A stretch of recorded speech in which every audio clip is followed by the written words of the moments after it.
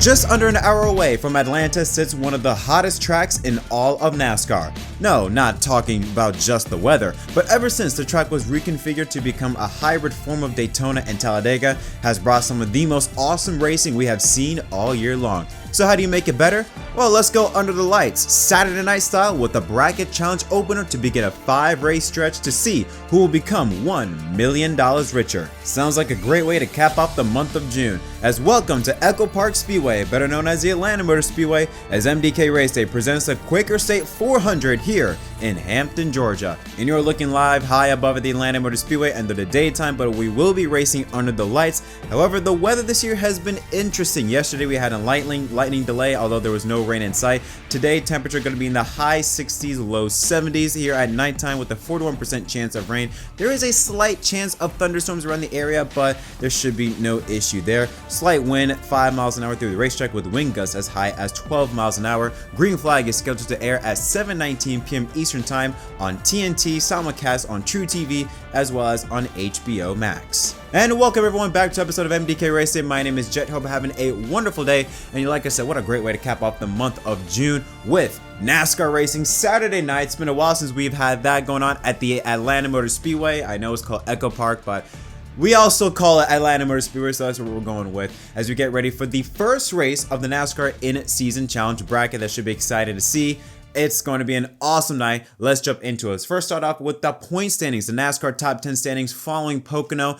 Big change in the point standings with Chase Briscoe winning the race. Denny Hamlin coming back after a week off. Because of Hamlin's second place run and winning a stage, he now goes from 5th back to where he was previous of Mexico. That is 3rd in points, minus 78. Kyle Larson, now he gains some spots on William Byron, his teammate, at minus 54. Bell and Elliott lose a spot, 79 for Bell and 80 for Elliott. Then a big drop, minus 120 for Ryan Blaney, but he does gain the spot after Tyler Reddick and 2311's horrendous day at Pocono on Sunday. Reddick loses a spot, and Bubba Wallace, he falls out of the top 10 once again. Chastain stays in 8th. Briscoe gains 2 spots to 9th with his win. Joe Logano rounds out the top 10 at minus 187. Here's a look at the playoff grid. Now with Briscoe's win, he now becomes the 11th different winner of 2025, moves up that playoff cut line just a little bit. Elliott now plus 160, Reddick now at plus 107, but he's still relatively safe. Chris Buescher now jumps up to 14th plus 38, Bubba Wallace falls to 15th plus 29, and Alex Bowman, he now holds the final spot 20 points ahead of Ryan Preece. Then a big drop, 39 points behind Preece is AJ Allmendinger in 18th. Eric Jones now back in the top 20. First time in the wall we've seen the number 43 car in the top 20 in 19th. Kyle Busch rounds to the top 20 at minus 63.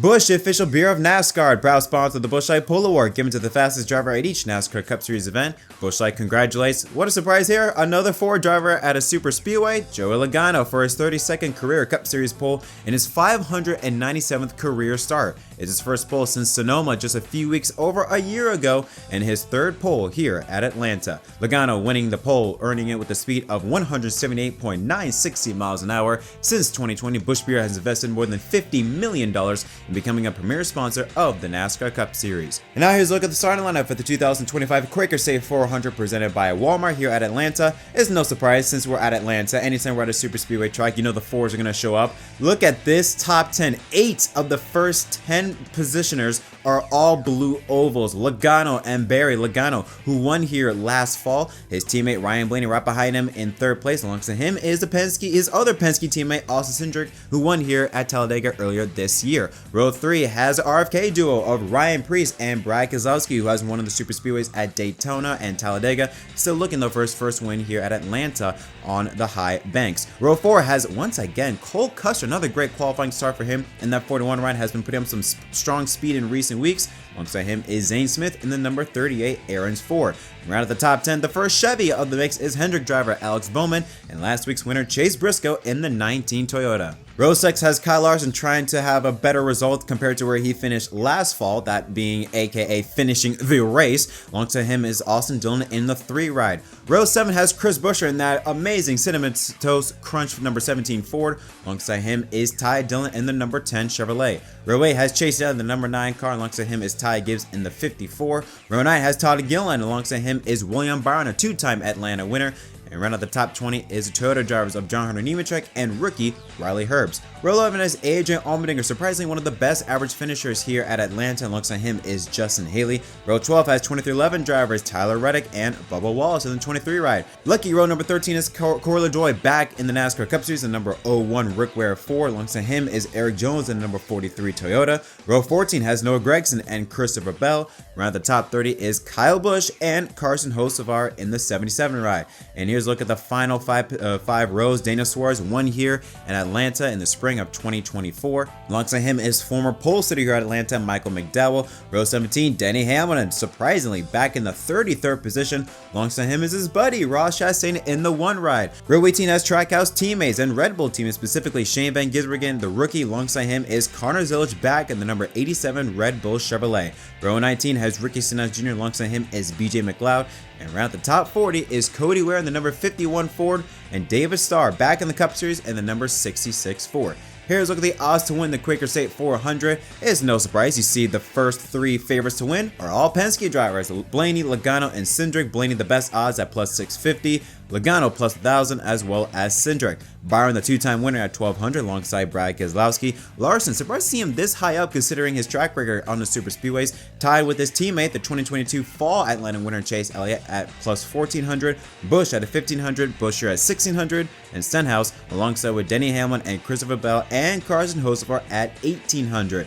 Barry at a 2,200, then a 3-way between Priest, Chastain, and Wallace at 2,800, and then a 3-way between Smith, Reddick, and Suarez at plus 3,000. But it is Atlanta, so quite frankly, those odds don't mean a damn thing, and anybody can really have a shot at winning this race. But now it's time for us to make the call. You know the story, how it goes. Every weekend I post on my YouTube discussion. Give me your thoughts on anything that's going to happen here at Atlanta. The first one comes from Aiden Kobos 56.3. He says Ford dominates per usual at plate tracks. Gilliland capitalizes for leading laps and locks himself into the playoffs. Yeah, I saw a lot of these surprisingly in the comments. Looking at Todd Gilliland, obviously he is a Ford driver. He has shown some really good speed on the super speedway, so it wouldn't be that unusual. He had a great performance, I believe it was last spring in 2024 at Atlanta, where he had showed a lot of speed, so it's not out of the ordinary. And again, Atlanta is a type of track where we could see that happening, although to a lesser extent compared to Daytona and Talladega. We'll get into a reason as to why, but Ford dominating would not surprise me at all. But Gilliland would be a major upset, not only in terms of the bracket, which we'll get into, but also the playoffs. CST31 Racing Networks 33, he says that Ty Dillon will beat Denny Hamlin in the in-season tournament and move on. With Atlanta being so unpredictable, it gives Ty Dillon an advantage, and he is good at these super speedway type tracks. Yes, and again, we're going to discuss this all with the in-season challenge a bit later, but yes, absolutely, you are 100% right there. Because it is Atlanta, the seeding, with the way the in-season challenge works, everyone looked at though that with Denny Hamlin, Ty Dillon, that's like really the only obvious matchup. Everybody, you would think, oh, put Denny Hamlin in the next round, but because it is Atlanta, things can happen. Hamlin, we could see what happened last year in the spring race. A major crash happened on lap 2, took out a ton of contenders, and with Denny Hamlin starting at the back, it does open, there's a bigger chance of you to get caught up in a wreck if you're at the back than if you're at the front. Obviously, we know that a crash can happen anywhere. Still, the point still remains the same, that you are much more likely to be caught up in a wreck if you're at the back. So because of that, yes, there is a very, very great chance that we could see Denny Hamlin out in the in-season challenge after this race. If Ty Dillon were to finish ahead of him, that is a very strong possibility, but that's what makes this thing so fun. Angry Wally 4087, he says Brad Keselowski will win this race and make it back to the playoffs. In fact, he is good at super speedways, and Ford has been good on super speedways. That 6-car Brad Keselowski, ever since the Coke 600, that 6-car has been showing up a lot more at the racetrack, showing up with a lot more speed, being more up front. Pocono, where he had that issue on Pay Road, and almost was sitting in prime position to maybe have a shot at winning that race, ultimately did not get the job done.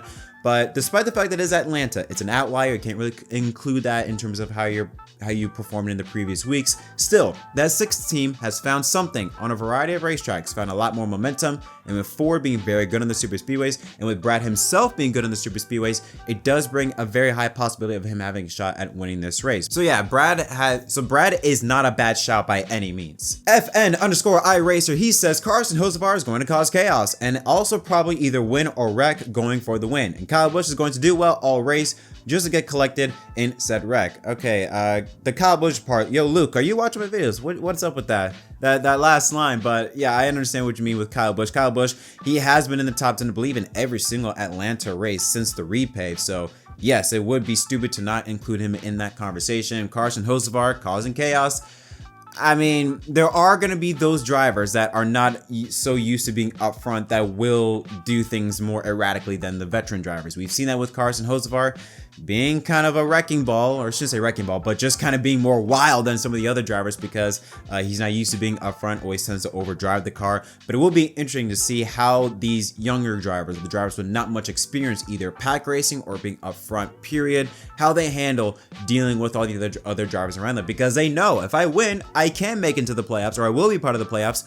Or also, again, you factor in that in-season challenge. I would be shocked if no drivers are thinking about that. I do believe that there are some drivers, especially ones that are locked into the playoffs, are definitely thinking about the in-season challenge. So that is interesting. You got two things to think about when you're watching this race. And the final one comes from JC1424, says a lot of drivers will eat cinder dust. Obviously, he's referring to Chris Buescher with absolutely beautiful paint scheme. Like, as soon as I saw that, I wanted to go buy 5 boxes of Cinnamon Toast Crunch right now. Not doing that because I need to keep my money, but still, beautiful paint scheme. So what are the storylines heading into tonight's race at Atlanta? Well, we take a look at the previous history of Atlanta. Since 2022, there have been 7 races at Atlanta since the repave. 2 have been won by Ford, which is surprising because everyone looks at Ford as being the team, or should say the manufacturer, to look at in terms of that brings in the speed, that brings in all the performance. They do lead most of the laps, if I'm not mistaken, but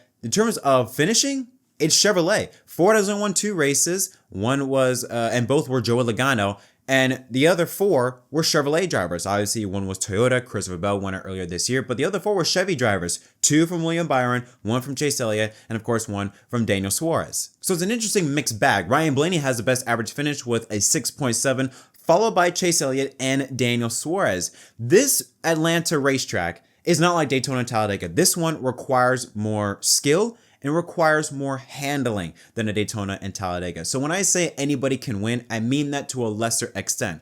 I don't believe everyone has a shot at winning. Now, yes, things can fall in their way depending on how wrecks play out, all that stuff. But when you look at the usual suspects, the ones that are leading the most laps, they usually, 90% of the time, are finishing up front. You don't get that Daytona and Talladega. Usually it's the driver that leads 1 or 2 laps lately that's been winning the races. But Atlanta, the one that leads the most laps, more than likely, is either winning the race or within striking distance of winning the race. So that's why when you look at the drivers that are starting up front, all the Ford drivers, you have to take that into consideration. You also have to look at the in-season challenge bracket. I mean, look at some of these matchups. I mean, Busch and Keselowski, that's going to be very tight to watch. Wallace and Suarez, both have been pretty good on the super speedways, but Wallace has shown more performance on Daytona and Talladega, while Suarez, for some reason, Atlanta is his thing. So there are so many things to look at. Larson and Reddick, 2 heavyweights, 2 potential favorites. One of them will be out. One of the favorites will be out after this round between Larson and Reddick. So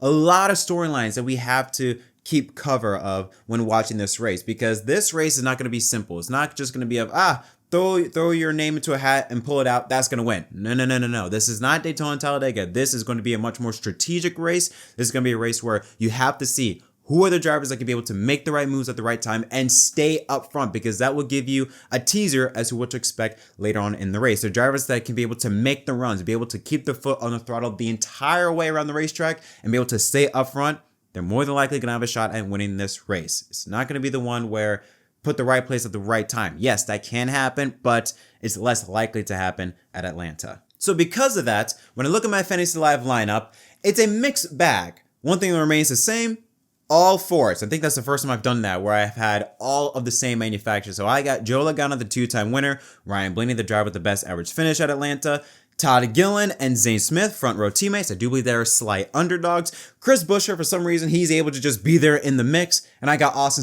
Cindric in my garage. He also has had a great record here at Atlanta. Led a lot of laps, I believe, last year. Won at Talladega this year. So I got him in my garage. But even though he's in my garage, I do have him winning this race. Because of everything that I mentioned, I just have a feeling that with this type of racing, this type of super speedway racing, granted, Atlanta is different than Daytona and Talladega, Austin Cindric has been one of the best in next-gen super speedway racing. He has, period. Nothing you can say about it. He's been one of the best, the most consistent, and the one that's always finishing the races and is up front. So because of that, I got Austin Cindric winning this race. But what do you think is going to happen? Let me know in the comment section down below. As always, don't forget to leave a like and subscribe for more content. Until next time, my name is Jet from MDK. Thank you so much for watching, and we'll see y'all later tonight.